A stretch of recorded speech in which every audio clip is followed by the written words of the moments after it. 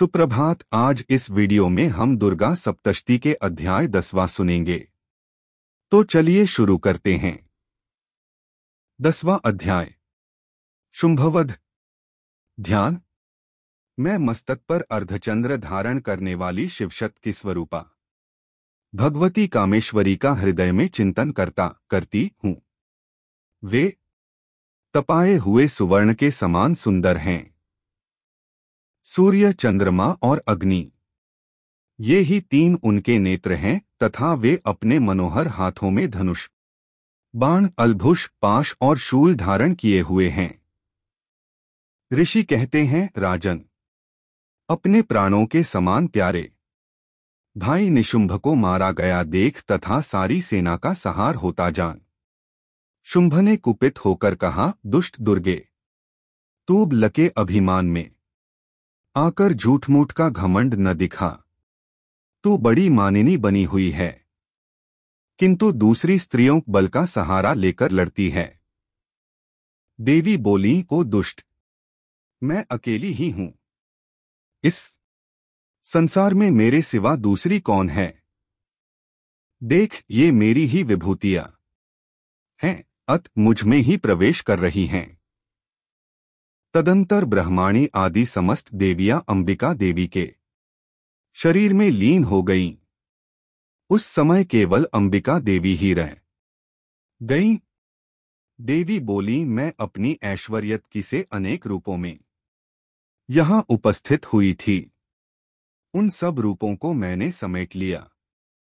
अब अकेली ही युद्ध में खड़ी हूं। तुम भी स्थिर हो जाओ।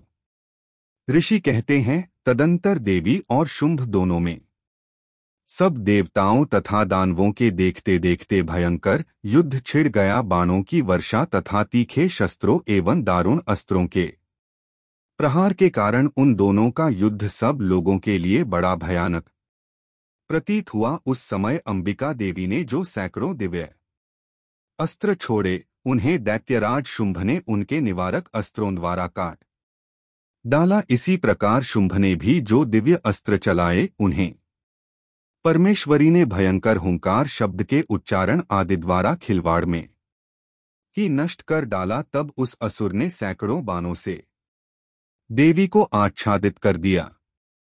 यह देख क्रोध में भरी हुई उन देवी ने भी बाण मारकर उसका धनुष काट डाला। धनुष कट जाने पर फिर दैत्यराज ने शतकी हाथ में ली, किंतु देवी ने चक्र से उसके हाथ की शतकी को भी काट गिराया। तत्पश्चात दैत्यों के स्वामी शुंभ ने 100 चांद वाली चमकती हुई ढाल और तलवार हाथ में ले उस समय देवी पर धावा किया। उसके आते ही चंडिका ने अपने धनुष से छोड़े हुए तीखे बाणों द्वार उसकी सूर्यकिरणों के समान उज्ज्वल ढाल और तलवार को तुरंत काट दिया। फिर उस दैत्य के घोड़े और सारथी मारे गए। धनुष तो पहले ही कट चुका था, अब उसने अंबिका को मारने के लिए उद्यत हो भयंकर मुदगर हाथ में लिया। उसे आते देख देवी ने अपने तीक्ष्ण बाणों से उसका मुदगर भी काट डाला। तिस पर भी वह असुर मुक्का तानकर बड़े वेग से देवी की ओर झपटा। उस दैत्यराज ने देवी की छाती में मुक्का मारा, तब उन देवी ने भी उसकी छाती में एक चांटा जड़ दिया। देवी का थप्पड़ खाकर दैत्यराज शुंभ पृथ्वी पर गिर पड़ा, किंतु पुनः सहसा पूर्ववत उठकर खड़ा हो गया। फिर वह उछला और देवी को ऊपर ले जाकर आकाश में खड़ा हो गया। तब चंडिका आकाश में भी बिना किसी आधार के ही शुंभ के साथ युद्ध करने लगी। उस समय दैत्य और चंडिका आकाश में एक दूसरे से लड़ने लगे। उनका वह युद्ध पहले सिद्ध और मुनियों को विस्मय में डालने वाला हुआ। फिर अंबिका ने शुंभ के साथ बहुत देर तक युद्ध करने के पश्चात उसे उठाकर घुमाया और पृथ्वी पर पटक दिया। पटके जाने पर पृथ्वी पर आने के बाद वह दुष्टात्मा दैत्य पुनः चंडिका का वध करने के लिए उनकी ओर बड़े वेग से दौड़ा। तब समस्त दैत्यों के राजा शुंभभो अपनी ओर आते देख देवी ने त्रिशूल से उसकी छाती छेदकर उसे पृथ्वी पर गिरा दिया।